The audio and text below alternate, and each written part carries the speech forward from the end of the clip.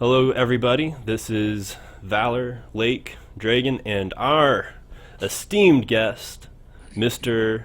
Thomas Blair, also known as Blixtev.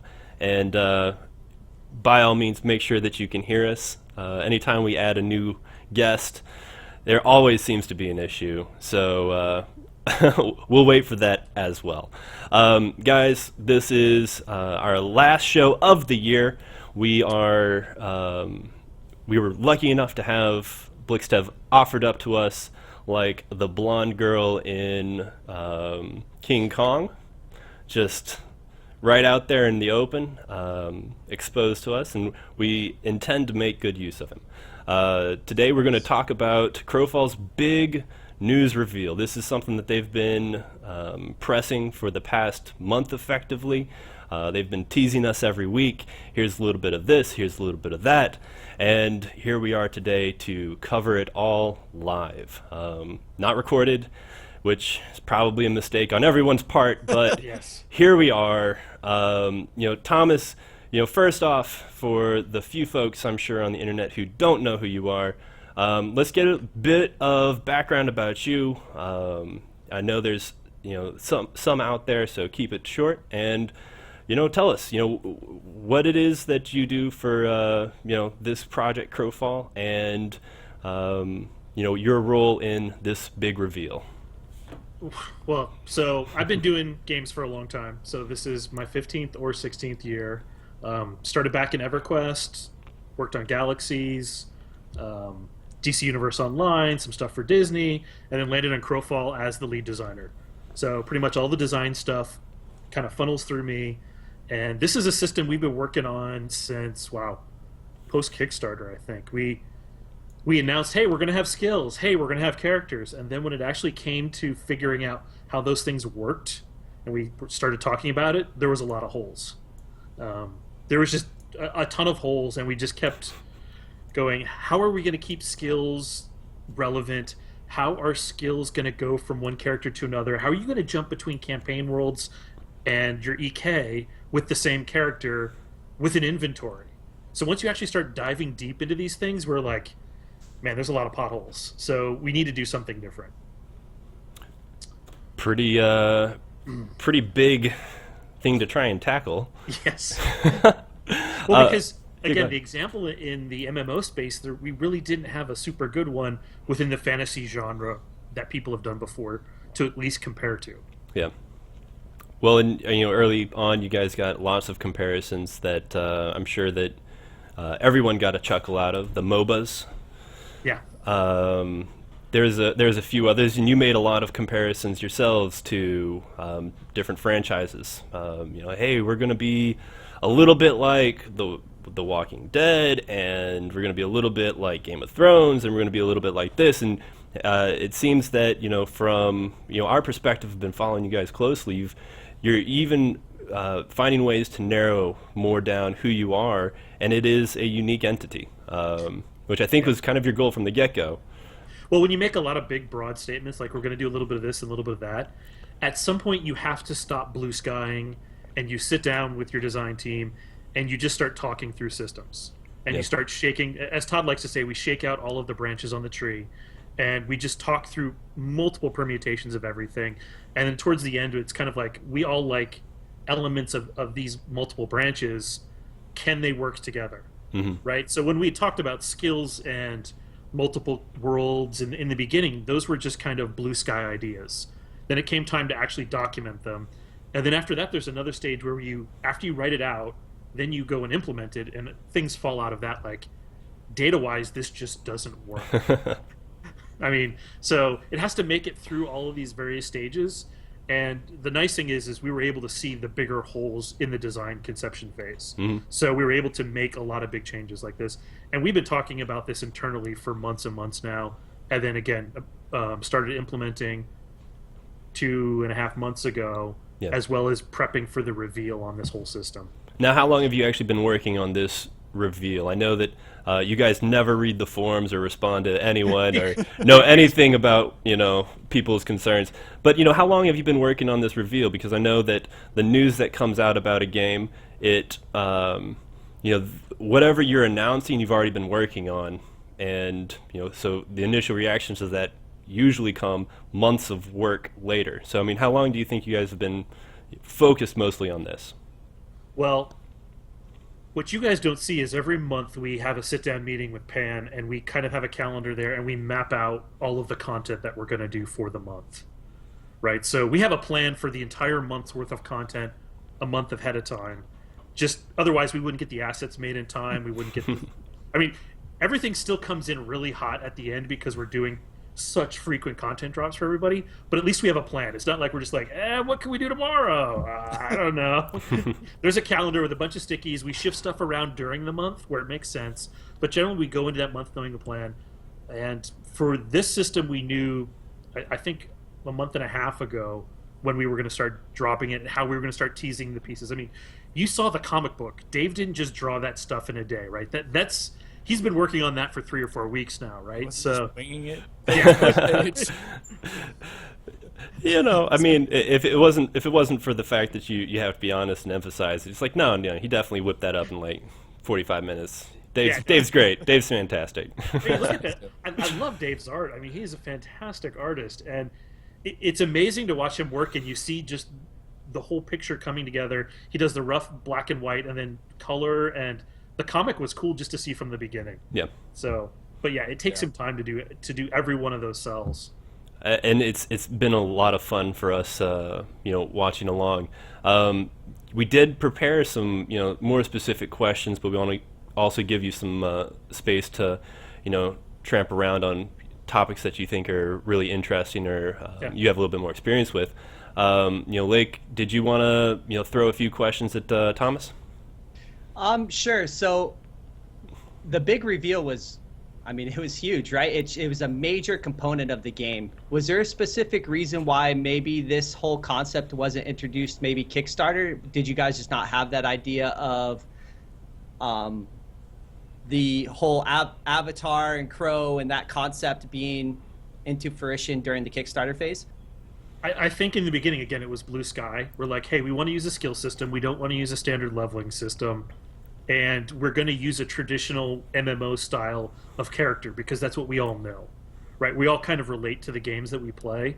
So the big holes in the system didn't really kind of fall out until we started diving into them deep and going, how exactly are you going to jump from a campaign world to an EK with gear, and then you might be able to equip gear in the EK and take that same character back to the campaign worlds? How that's going to go right past the import, the export embargo rules, right? So a player's going to log in on their character in their EK and have a different inventory than the same character that they were just playing in the campaign world. It's just bizarre. You're like, what happened to the shit I just had in my inventory, right? So once you start seeing things like that, you're like, man, this really just doesn't make a lot of sense. So let's kind of, what can we do, right? What's the best idea? What models, what have other people tried and has been successful?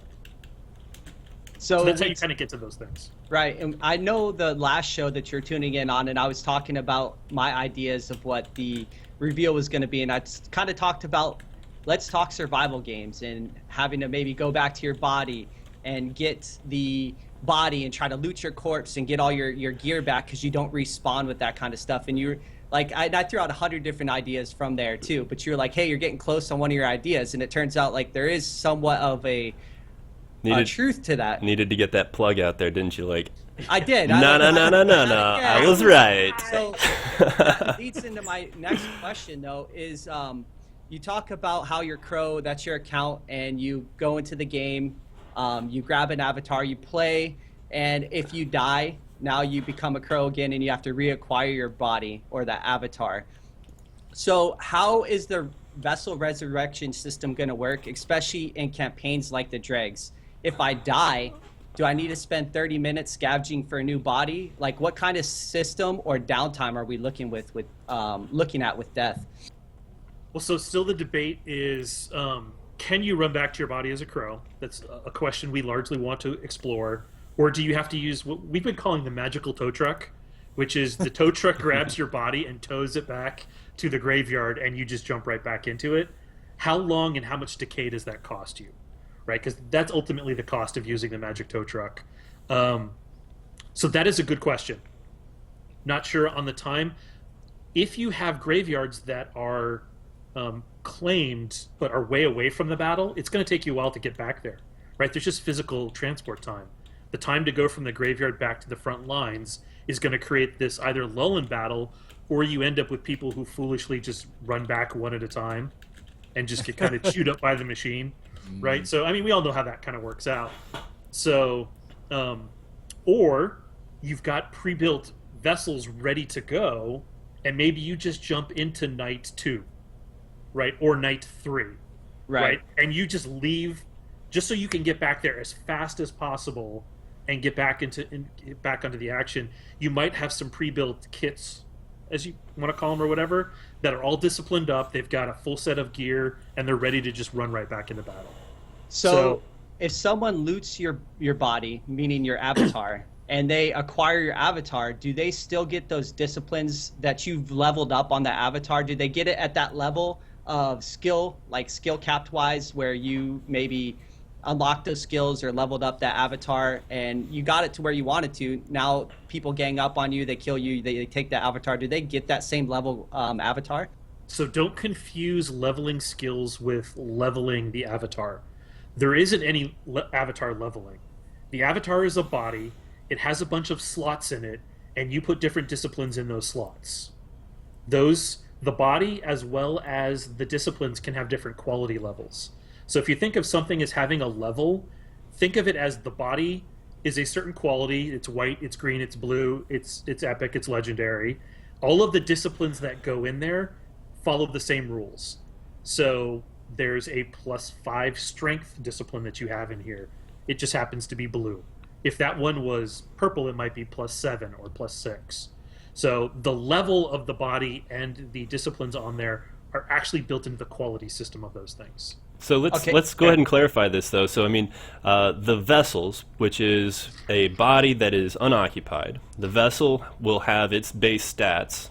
Correct. And those will vary based off of quality. Correct. So let's just use some hard numbers here, okay? Because this will probably make it easier, right? Right. Let's say a white knight can have a one-handed sword skill that goes to 100. Okay? A green one has a sword skill that can go to 105, right? So when your crow goes into this body, if you've trained to 150 in one-handed swords, you go into that body, you go to the maximum of that body. It slams your skill right back to where the cap is. Right. So the higher quality is going to give you a bit higher threshold on how many skills you're going. Now, but it's still based on your stats. It's based on your crow, right? The crow skill. Now, here's the thing. Most people may not want to go above 100 in a skill, right? Let's just say you're never the type of player who gets the epic or the blue bodies, right? Let's just say you're just stuck with white and green because that's all you're... grunt. Right, right. It may be when you're training through the crow skill trees, you may just stop training at 100 and move on to the next one, right?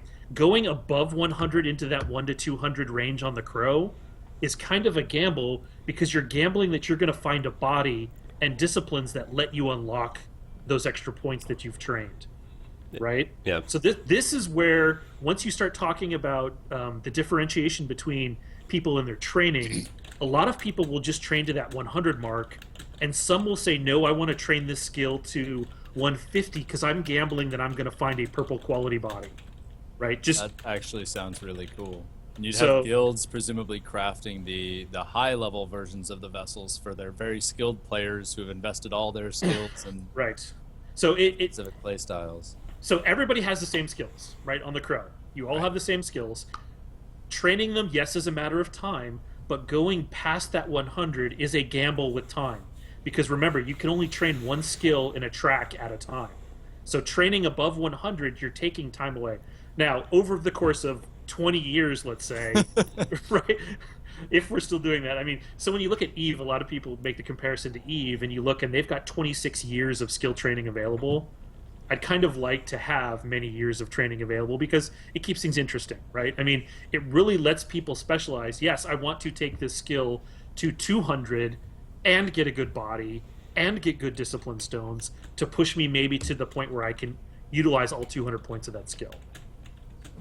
So does this mean, I have a question, does this imply that there will be some amount of management of vessels, whether or not they're equipped to you, whether or not they're your avatar? Like you'll want to pre-equip them with armor and disciplines and all that, or do you have to jump in, do all that, and it's saved when you leave the vessel? I don't know the actual UI implications of, like, do I have to jump in this body, equip it, then jump out of this body and store it? Or if we're just going to have a UI screen where you can just grab body, grab chest piece, grab disciplines, and just hit the equip button. We'll have something, and we'll probably have something, knowing Billy, who's the UI lead, it will be nice and it will flow well, and it will work out great. Another wonderful Artcraft employee. Nothing bad to say about them. Nope. And you brought up Eve, and people have compared the skill tree to Eve and some of the complications that come from that, and how is a new person going to compete with somebody who's been playing the game for 10 years?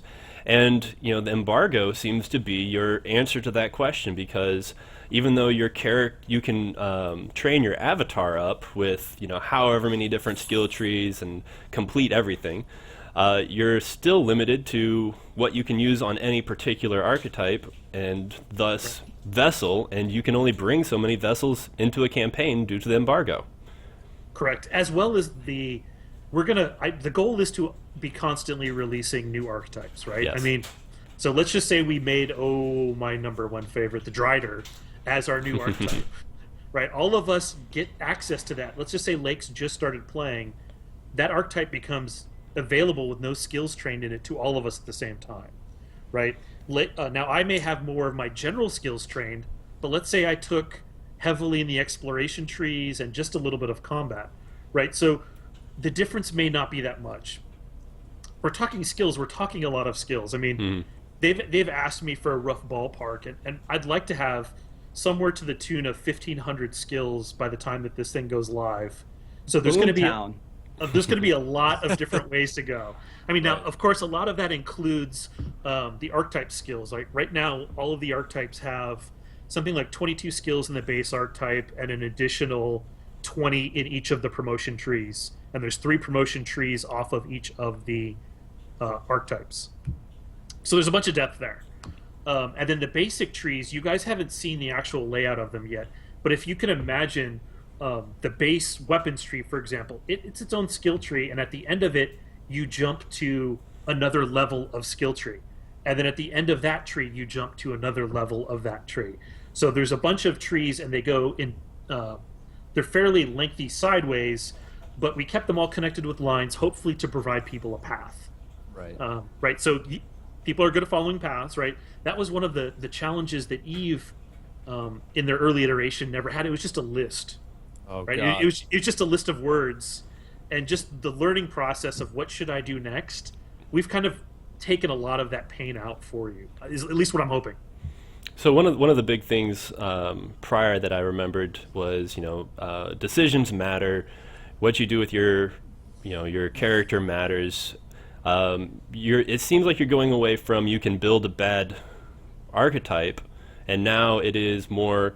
It's just going to take you a long time to get everything that you want if you progress down these trees. Am I correct in that, or have I missed something in how the system's being put together? Making a bad archetype. So I don't know that making a bad archetype should be a systemic goal. Like, what we really need in here is big. Nobody enjoys when they build a character and then a month later they find out that, oh yeah, this one little thing changed and now that's completely useless. I mean, nobody likes that, but that did kind of come across an early direction. But from what I can tell, that's no longer really an option. Now you do have a little bit more choice. Am I wrong in that? No, I actually think that the way we've gone, you actually have more choice, which does mean that there is, as a side effect, unfortunately, more ways to make a bad character. Mm-hmm. So even though the skill tree is nice and you can follow it and you can follow a path, when you put disciplines in a character, you could, let's say you're playing a strength-based character, and you put all int-based things in there to try and hope for some ultra regen build. That might work. It may not work. I can't guarantee that yet. I have to look at the numbers, right? So you could still do that. same with the runes. You could put a I don't know, a werewolf rune onto a Ganetian, and it's totally awful. Don't know yet, right? But I'm guessing that there are going to be some suboptimal builds that are going to just happen. But the great thing is like I pointed out, you could try to go a regen build by going in a stat that is not quite the main damage stat of a class.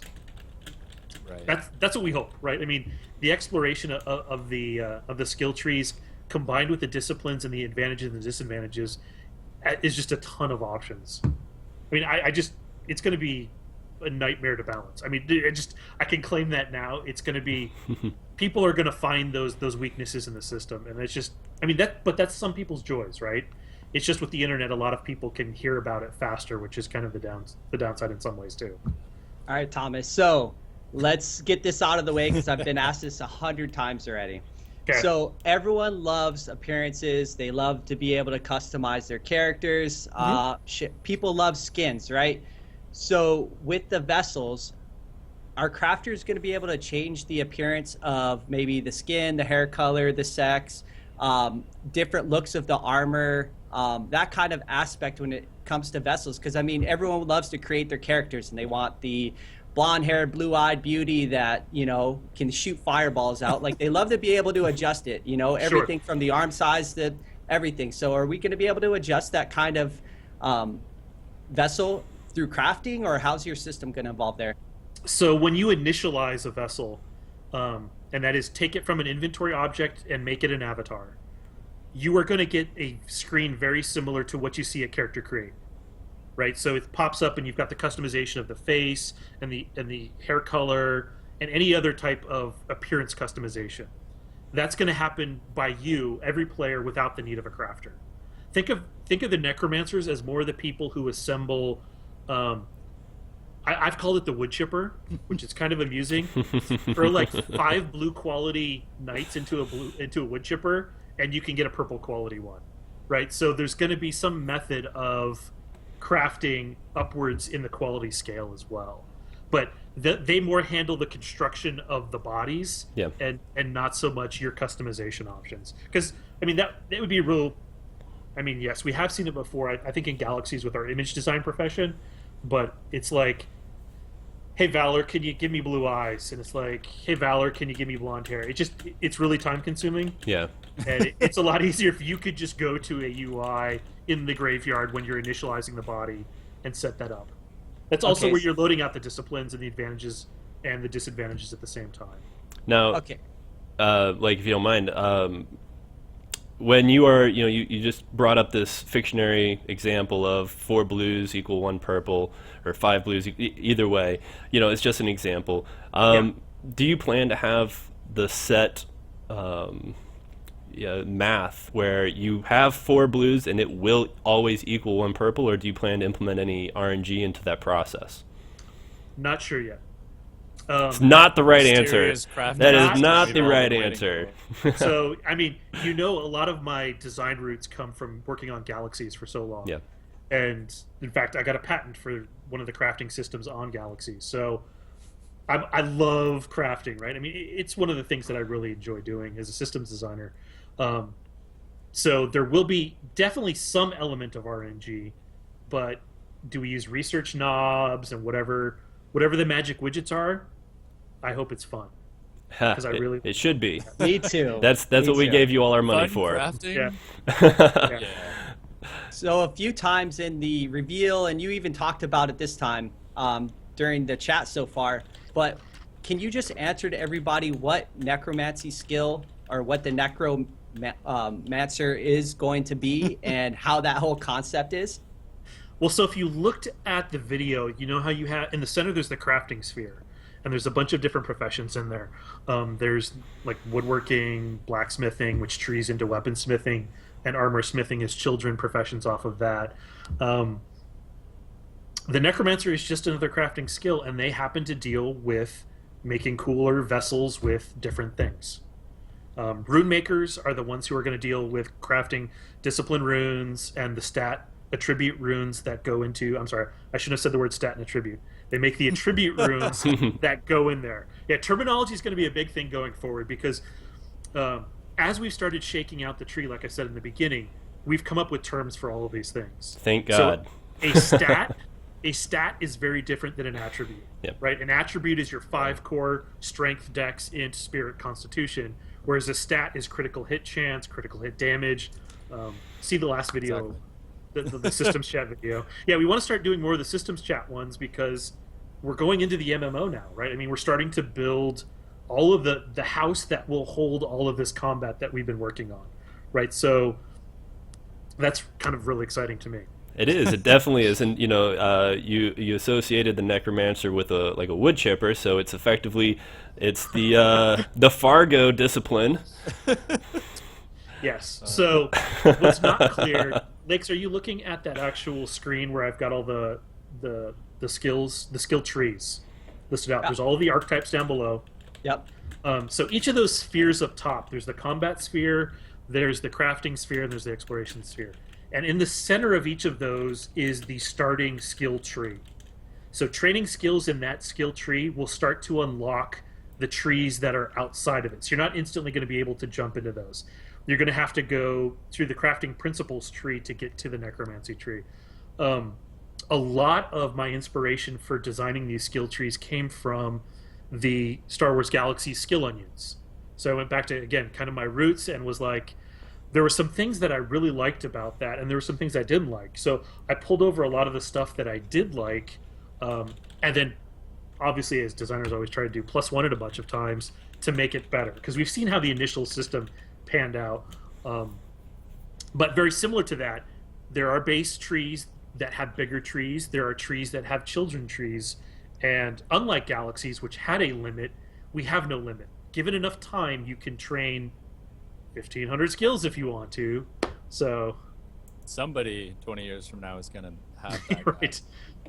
Or somebody, aka the artists, are probably really excited at hearing this right now. Right. They're like, you know what we want to do? We want to make 1,500 icons for Blair because yes. that animate. Exactly. Animated icons, even better. So I want to know, the vessel system sounds really interesting, but it sounds like there's some gray area about what happens exactly in between being in a vessel. Like when you load in, are we always going to take your latest vessel? Do you expect people to spend a lot of time in their crow form at all? Is that an expectation? And particularly, do you fear of anyone trying to scout things out with their crows? Right. So, I mean, one of the very earliest things was, yes, we put a post-process effect on there. It's either a blue tint or a gray tint, so whatever, it tells you that you are in crow, and you can't see any data from the server on other players. So you can float around, and we can even do something like make that form slower than the regular movement speed. I mean, there's all kinds of knobs we can turn to not make people have permanent, untargetable, undamageable scouts. Like, I mean, really? Exactly. Really? I figured that was a likely concern. Yeah, it was you a guys concern. had, but I hope that I'm glad to hear that you've already thought of that. A lot of this stuff is like, it's just kind of like 101, right? It's just, we just start spouting it off right off the bat. And that's the process I talked about at the beginning of the show, which is when we start shaking these limbs on this tree, all of these ideas fall out, and we end up, I mean, this isn't a process that takes us 10 minutes or 5 minutes, right? A lot of times we have days in between here. We all think about things. We go on walks. We exercise. We do whatever it is that gets the brain flowing in certain ways. And then we reconvene, and then we start talking about the newer things that we've discovered. So it is a process, and then we generally tend to shake out as many bad ideas ahead of time.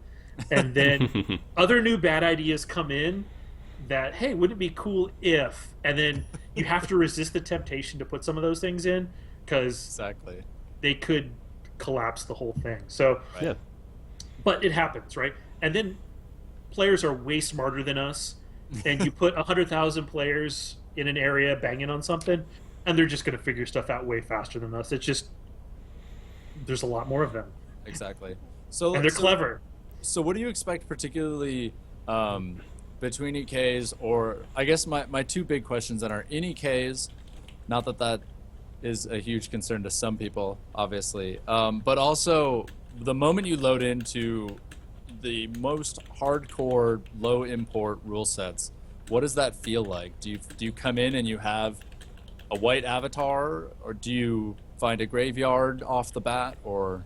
So I'll give you another design trick that we do that's kind of come up in the most recent years is we call it UX mapping or a UX. We'll build a UX PowerPoint, and we just imagine, just close your eyes and you just imagine black, and you just flow from the moment you hit the start icon on your desktop to what screens pop up to what happens at this screen.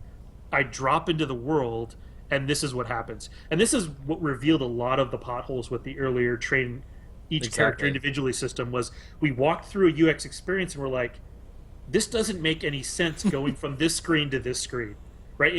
It doesn't make sense. So when you follow a UX experience map, you're like, okay, this is what's going to happen. I go to login, and I only have one thing there, and it's my crow, right? And what can the crow do? Well, I can click on the crow and go to the skills screen, because skills happen at the account level. I can subscribe to a campaign. I can click on one of those campaigns and jump into it. I can click on my Eternal Kingdom or another EK that I've sworn fealty to and instantly go into that one. So essentially, you just follow the roads, right? It's like building a highway, right? It's mapping out all of the paths that you can take. And so after I hit the campaign button and I drop in for the very first time, what is the experience, right? Am I a crow? Am I in a graveyard in the crow and I have to grab a body? Am I at an embargo where I have to pull a vessel out of my import and jump into it? Does this mean that crows need an inventory for vessels or a straight linkage to their import, right? So we that's walk sort of through where my mind was going, exactly. Right. That's how we get there. So we follow a UX map and we do that, and then we come up with what our best guess is and will lead to the best experience. And then you start to think about things that connect to that are completely unrelated, and that's where you get a lot of your edge cases, right? Exactly. So what if somebody attacks me as I jump into a body, and you're like, what's going to happen? So you start piling all this stuff on and seeing if the idea can hold the weight of the connection to all the other systems. So, yes. All right, UX mapping. I've got a not-so-friendly developer question. Okay. So we pushed back the siege testing so far. You guys said it in your up-to-date thing because we wanted to get the combat right. So we talked about the combat client-side controller coming out with this huge update. And this, I guess it's not a change from the idea of what Crowfall is going to be, but because you guys knew about it, we just finally get to find out about it. Right. So with this large amount of information and complexity into the system, is this going to affect maybe the launch date of what you guys are thinking of within a 12-month period, or are you guys kind of still on track with what's going on? Can you kind of give us some insight as far as this system and how it might affect us later? I don't know the answer to that question, but this was always being built, right? I mean, before we did a ballpark on, here's this big list of features, right? And again, it's on the blue sky, so some things may take faster or less time. Things definitely go faster when we don't have to rebuild them, right? Building something once, I like to call us kind of like snipers. We get one shot at a lot of things, and if you hit that shot, you get rewarded and you can move on to the next thing. If you have to take multiple shots, you're gonna burn up all your ammo really quick, and ammo in this case is time. So we haven't deviated from it that much, right? Combat's going to get worked on all the way until launch and beyond. Like, let's just be honest, right? I mean, there will always be something in combat that needs to get worked on. It's just, it will go from consuming 100% of team resources to consuming 20 or 15%, right? Just what it takes to build the new archetypes and balance the new things that those archetypes bring in. So, I don't know the honest answer to your question, Lakes. We haven't adjusted our launch date yet. That will probably become clear as we're another 6 months into the process. Right. And to be honest, like, I expected that answer, but some people, when they see a complex system come out as such as this, they think, okay, well, they just pushed back PvP or the sieging testing. How is this going to affect it? So we totally understand. We're all there with you. So I appreciate you answering that tough one. Yeah, and it's the engineer actually who's been working on all this stuff has been completely devoid from the combat group. So it's actually he's just been going, and it's gotten to the point where most of the biggest questions have been answered on our end of the thing, and the UIs are starting to come online, so we can start showing you what we're building as we're building it. So And it's kind of we talked about this like prior to the show, and some people are asking like, with the vessels and you being able to play the game, you got to be in a vessel to play the campaign, right? So what happens if there is no more vessels? I know you have crafting, you'll be able to craft more vessels, but is there some sort of system in place for people to continuously play the game if they don't have that crafting or that access to the crafters? So what's interesting is we'd always intended for the graveyards to have a number of default bodies in them. So you can always go get a base quality knight from a human graveyard, or a base quality legionnaire from a centaur graveyard. But now that you mention it, we could put limits on the number that could be pulled from it. That could just be another, because a graveyard at that point really is a point of interest, right? I mean, it's something that you capture not only to be close to getting back on the front lines, but also for potentially the bodies and the access to other bodies that you have there. So I think we'll explore the graveyard more as we build that POI and we start building other POIs. But they could have a limited amount. I mean, that's definitely something that's not terribly out of the question. Naked And zombie Zerg, right there, guys. Right. Naked Right. zombie Zerg. But that's kind of what I wanted to go with, was a Well, lot no, of you're- people are talking about permadeath possibly in the dregs, and that's a way to have a system of permadeath slightly by altering it or controlling the limit of avatars you can even jump into. So it makes that death mean so much more. And I think it's awesome, just throwing this out there, because the system in itself takes away that Zerg mechanic. That is a simple way of controlling the Zerg, is now you turn into a crow and you've got to find another avatar. So the system itself is taking away a lot of my big concerns as far as large PvP goes. So Yeah, in some of our early iterations, there was the thought that you would actually just find them wandering around the world, and you would just be the crow looking for the bodies and just kind of slam into them. And oh, hey, I found a good one. That's not out of the question, but for reliable corpse recovery, right? Like, hey, I died, I need to get into. I don't have time to go looking in the world for bodies. And you want some amount of player agency on that. Right. You don't want it to be totally random of, we Well- got stomped because that guild ran into a bunch of really great bodies. Valor does because he loves. No, wait, no, it's Lakes that loves the RNG. Who's the one Oh, that man. loves the RNG? not Lakes. No, I thought that was probably Draken. If you're being serious, if you're being sarcastic, then both Lake and I love RNG. It's sarcasm. Keeping on the same topic, but switching over to the EKs, which Okay. I mean, everybody very polarized. We're talking about vessels and campaigns and importing your vessels into campaigns. Eternal Kingdoms. There's going to be player PvP available. Players can decide whether their Eternal Kingdom allows player PvP. Are vessels going to kind of follow the same rules within the EKs? Absolutely. Because we only want to build one system, right? Yeah. And again, some of the bigger potholes of the earlier system was I have this one character and he has different gear in different settings, which just makes no sense to anybody. Now this is my EK series of vessels, right? And this one's in this campaign. Bob the Knight, who's my favorite knight, who I've had forever, he's in campaign 2. Right, I can't use him in the EK because he's there. So my soul goes into whatever kind of vessels I've set up in my EK to use. But yeah, it's very cut and dry, right? Yes, you can go from a campaign to an EK. Your soul goes from the campaign to the EK. Whatever vessel you jump into happens to be whatever ones you set up to use in your EK, which may be different than the ones that you're using in the campaign world. And if somebody has, they've gone through and they've done everything they want, and they've got their just perfect vessel that they just love more than anything, can they keep that safe forever? If they just, if they have it in their EK and there's no PvP, there's no time decay, Yep, he's just chilling in the EK. just hanging out. All right. Yeah, you don't have to bring him into a campaign. Yeah. Right? When you set up your import and your export, when you're going into a campaign or out of a campaign, where the vessels are, they're inventory items. Right? I mean, Yeah. where do you want to put them? I mean, Here. The doctor actually had a question about that as well. Maybe they Yeah. might be more than just inventory items. Go ahead. Will you be able? I think this is an important question to a lot of players. Is will you be able to decorate your EK with the discarded vessels of your weaker opponents? Because I think that would be At least, simply amazing. at least heads. Answer it now and make it be yes. Oh gosh. I'm thinking how this works.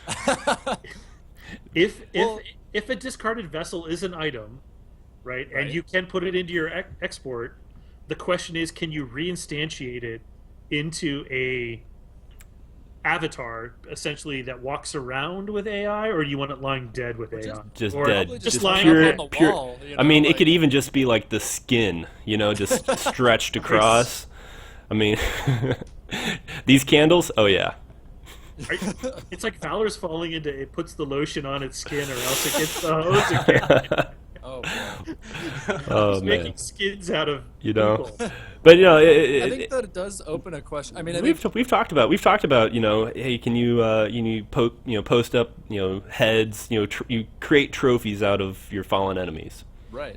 Yeah, I mean, anything is possible. Anything's possible. Anything is possible. Ideally, you would Valid. want it to kill that vessel, so you don't have 100 copies of the head off of the same vessel. Yeah. Consume the vessel, create Turn it a. into a decorative head for you. There you go. Okay? And Turn around, you used it their own. honestly, vessel, you could probably sell that conversion. People would pay money to be able to convert. I'm not Have even. a rack. I'm not even Just a rack joking. to put 'em on? Like Yeah, not just the people who usually pay money to get decorative items, but like PvPers will go hard on being able to convert the beheaded body of Gunsaku into a decorative item. They can place as their like centerpiece on their table. Just think how valuable a dev's head will be. Oh man. Me, right? right? Oh man. Well, Like a Thomas then head? again, it's a free market, so scarcity might not be that big of a deal. So, yeah. So I mean, that kind of covers those elements. We do want to get to some viewer questions. Sure. I did want to say that from a standing back, looking at the big picture of what is Crowfall, the disconnect that a lot of us here on the show, our gaming community at Lords of the Dead, the forums, everyone always really wanted to know, how are they going to tie campaigns together with the EKs? Why would PvPers care anything at all about exporting resources, any of that stuff? It seems like it would give the advantage to PvPers to just burn through all their resources and enter in, go into the next one. I feel like your system here has actually bridged that gap, at least a good portion, by now providing value to exporting a valued content such as this vessel, Right. without forcing players to go out and farm 1,000 trees or all of this stuff so that they can have their victory conditions. Because I'd assume that everything will be assigned a value based off of your economic system. It sounds like to me you've bridged that gap. This is what the big December reveal has been. Campaigns and EKs now have a common strand of these vessels. You're essentially building your characters so you Or can parts. use them in later. Right? Or some unique rare parts Right. that you need to build the promotion vessels, right? I mean, promotion vessels should feel like a cool thing, right? Hey, that guy's a Crusader. Hey, that guy's a Praetorian, right? I mean, seeing one of them on the field should be kind of cool. I mean, Yep. eventually it will get to the point because of mudflation that we all know it happens. We can just be honest about that. Everyone will have them, but initially it will be like, hey, that dude's not just a regular knight, he's a Crusader. So what does he do that's different than the knight? Yeah. Right? I mean, he'll have a couple different powers, and he'll have a whole nother skill tree that he's now eligible to add to his knight skills. Could be too powerful. I mean, that's always the line we have to skirt, is how do we prevent essentially the tier 2 and tier 3 bodies from just wiping the floor.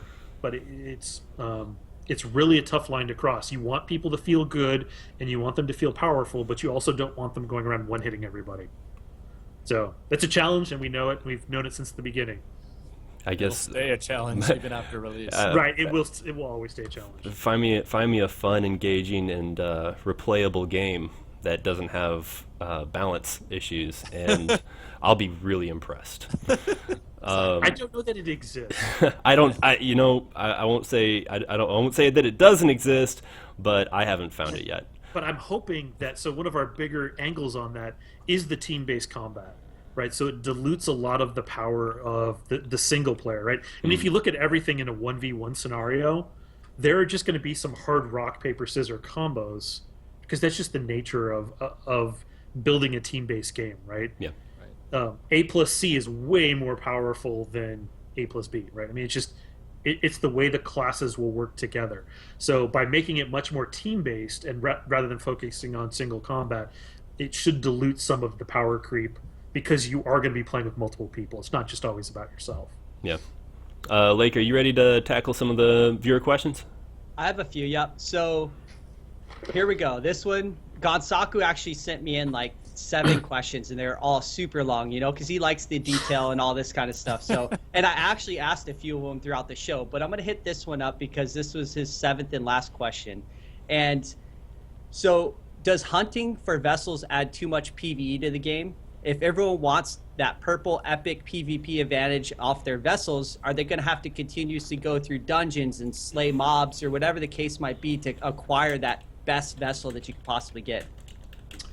I don't know that we're going to have dungeons at all. I mean, unless you loosely define a cave with a monster in it as a dungeon. Cave. Yeah. Right? Cave. A cave with a monster in it. Let's call it caves with monsters in it.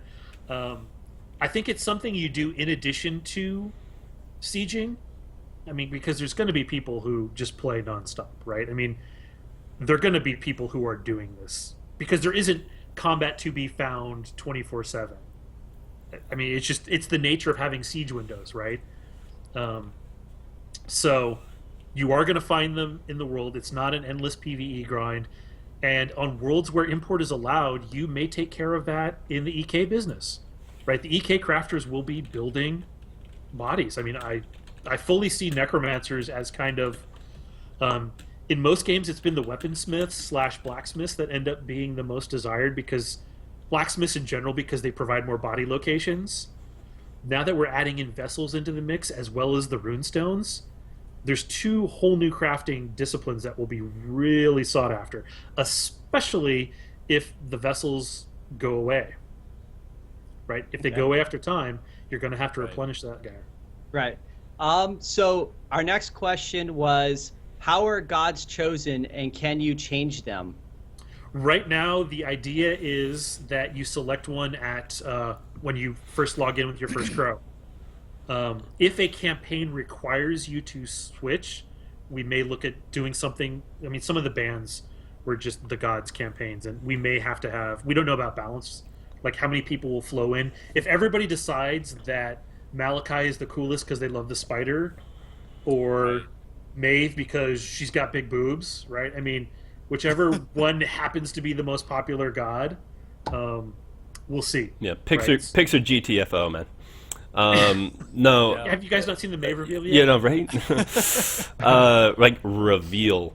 So now that we've done bastardizing that, I mean, I always thought that you'd select your god on entry to a campaign. Otherwise, as you said, you deal with just the randomness of, oh, when I create my account, I'm going to pick this particular deity, and now I'm stuck with it. So I always assumed that it would be based on campaign, and then you handle balancing that in the plethora of ways that you can come up with. Yeah, right now we haven't built it yet, so I can't speak. Yeah. What we are planning as soon as we put in the first model is going to be just pick it right now and see what happens. If that becomes a problem, we can flip it. I mean, it's just that's not a very huge one, at least to us. Right? I mean, not like redesigning your whole advancement system. That one's a little more difficult. A little bigger. Right. I have a community question from the forums. How does this affect your identity when you interact with a player? Are you seeing their crow name or their vessel name? Generally More speaking, than likely, it's going to be the crow name. Vessel name is largely used for you to identify Wait, did I say Crow? Yeah, I said Crow. Yes. Yeah. Yes. Yes. Yeah. So I'm going to see the Doctor, or I'm going to see Lakes, or you're going to see Blixtev. The ship is it's mainly so you can kind of categorize these things in. Right. If you're looking at a list like Bob, Bill, Zeke, It's more for inventory. You know, Right. someone comes across a vessel. sense. Right. It's for the owner of the vessel, not the people interacting with you as an avatar or whatever. Right. If you want to name your Gordon sucks 50 times, you will get banned eventually. But But not by Right. Thomas. But But not not by by- Thomas. It's going in the There we go. We need code that. of We need conduct. add that to the ROC. After the 21st attempt, you will be banned. Lake, you had another one, didn't you? Yeah, so as far as necromancy goes, what kind of additives are you going to be able to use in the crafting system, and what kind of effects would those additives provide to your avatar? Since I haven't built it yet, I can't say for certain. But one of the early things that I'm thinking of is that it has a lot to do with the skill maxes. So that whole overcharging system that we were talking about earlier, where you can go above the cap, maybe I put an additive on this where this guy gets plus 20 to his one-handed sword max. Whatever, something more like that, right? So you can specialize in which skills that this one knight was really good at when he was alive. Because you are dealing with a corpse at this point. Okay. And then there's another question. This is a funny one, but so when the campaign ends and you haven't taken your crow out of that campaign, is there a possibility they could be stuck in there, or your avatar for the entire time, or just disappear? No, we're gonna have some cleanup process. I mean, and the question really should be what happens to your vessels, because the crow is just a soul. I think that's where he was going, was what happens to his vessel if he wasn't, put it through the embargo system and pulled it out. Well, Yeah. we were talking about wood chippers earlier. There you go. We'll definitely see what happens to the vessel that you are on when a campaign world ends. Does it auto embargo? Just because you could be fighting up until the last minute, right? And then the world just falls apart around all of you, and you guys would all be hosed out of that final vessel. I don't know that we want to do that, right? So it's like you get what's in your embargo plus the one that you're I don't know. That's a good what if. Yeah. We're starting Right. to say no what ifs. Fair Well, enough. we talked about it. Like, you actually told him, like, hey, Dragon, we need a ton of what ifs, so this is your chance, right? Yeah.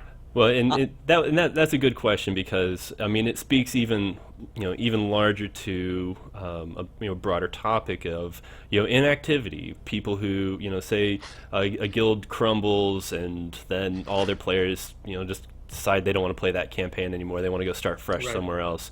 What happens? The effect that can have on a campaign. We've talked before about campaigns could have triggers for ending earlier than their estimated deadline.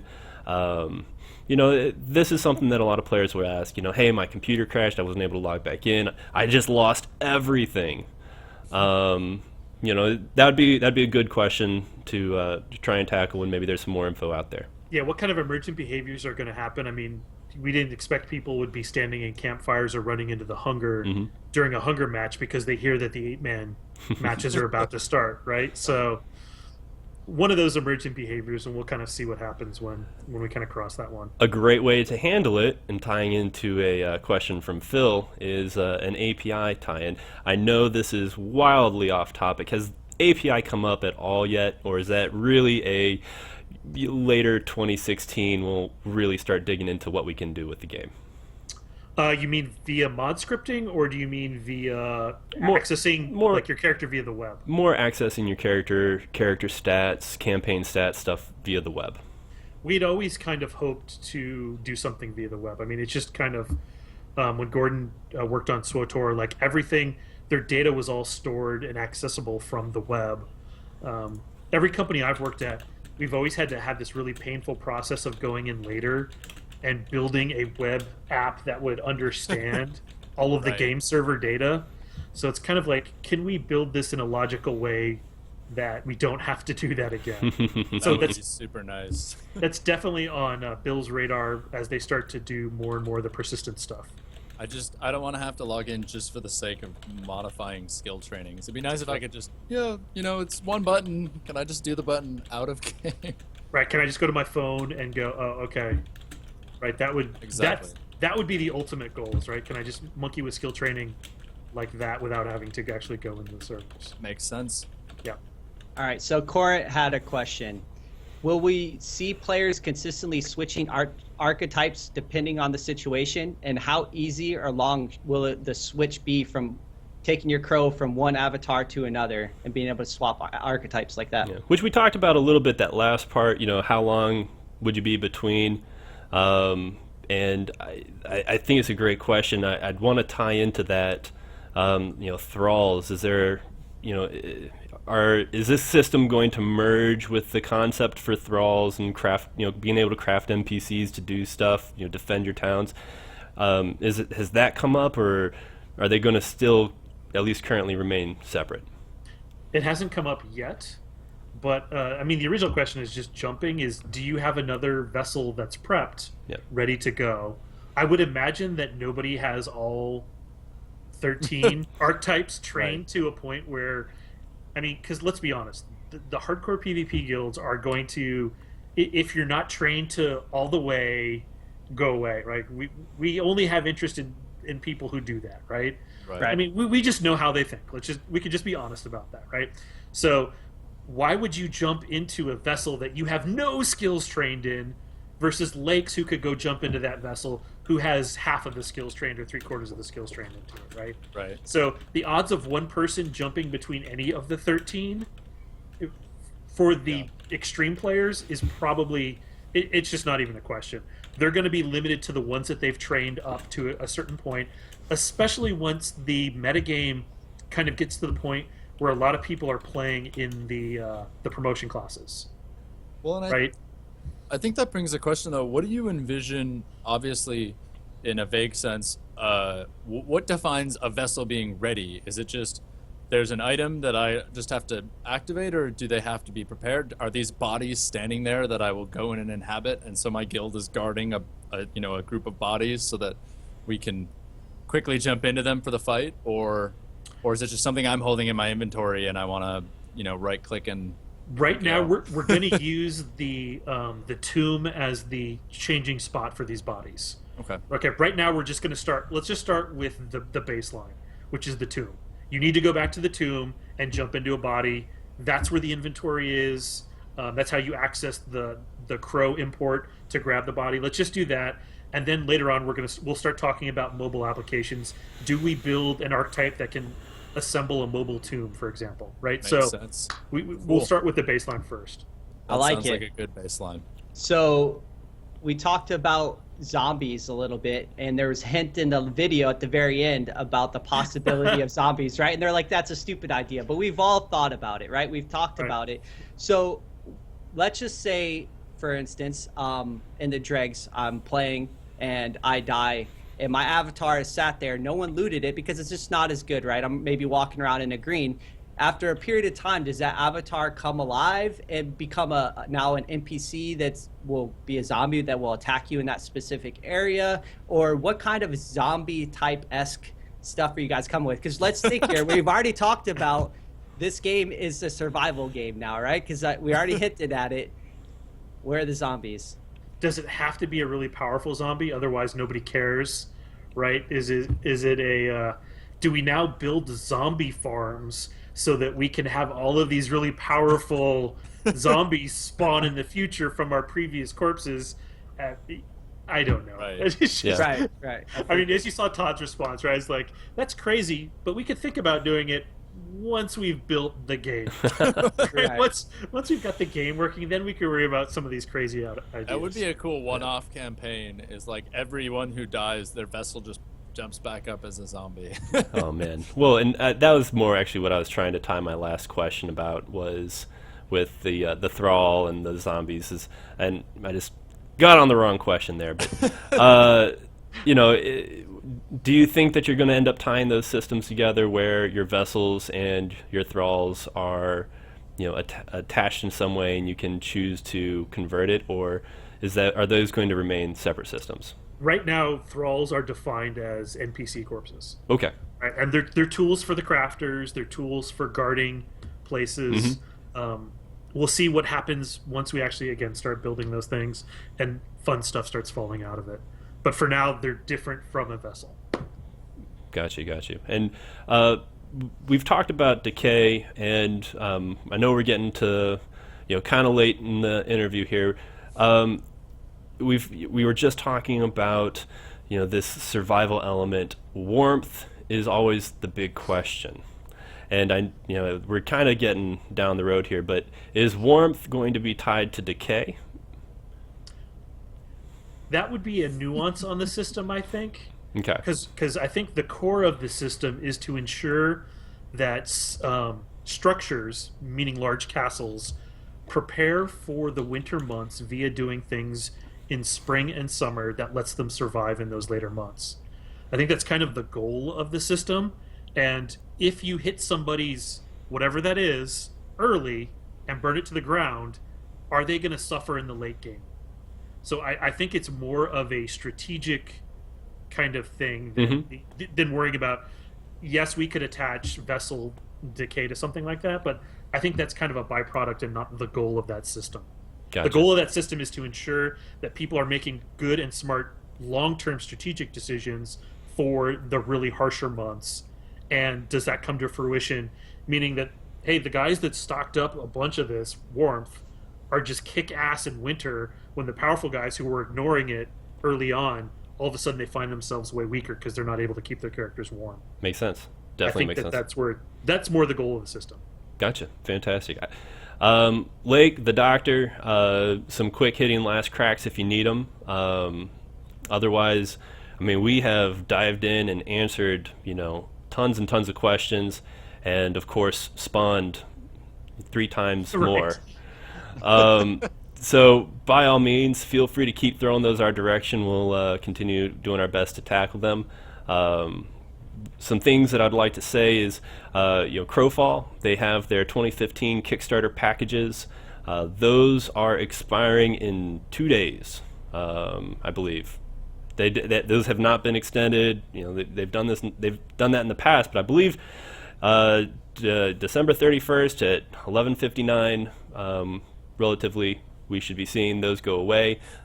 Bang for your buck. Those are going to be the best value you will get. So if you're holding out on upgrading or buying, make sure to hop in there. We'll do a little Crowfall plug. The Doctor and Lake, feel free to follow them on Twitch and Twitter. We're all there. Lake, Doctor, you guys have anything else?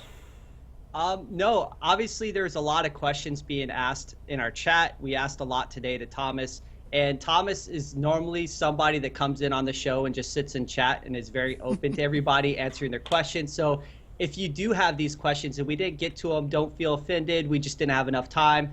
Feel free to join our next show, ask away in chat. I'm sure Thomas has no problem answering whatever he possibly can. He's here for pretty much the community. He's like the community guy that he's like Pan's helper. Help him, help her. They work together. They do a good job. So I appreciate it. Thank you for coming on the show. Yeah, it's like my 4th hat. Like all of us have all of these various hats. It's keeping you guys informed so you don't kind of spiral off into the deep end, which is always great. But that's our favorite thing. Yeah, the forums, I'm answering a bunch of stuff. Yeah, I couldn't answer any of the questions in chat because it's over on this other monitor, and I've been paying attention to you guys. Oh, well, thank you for that. We definitely appreciate it. And, if you could just convert all of the slain corpses of your enemies into heads, then you could put all of those extra hats you need, keep them safely stored. So, it benefits everyone. Guys, we'll have this up on YouTube as quickly as we can for anyone who tuned in late. The podcast, we'll get to it maybe next year. Thank you, everyone, for tuning in. Crowns and Crows. This is Lake, the Doctor, Valor, myself, and our esteemed guest, Blixtev. We'll catch y'all later.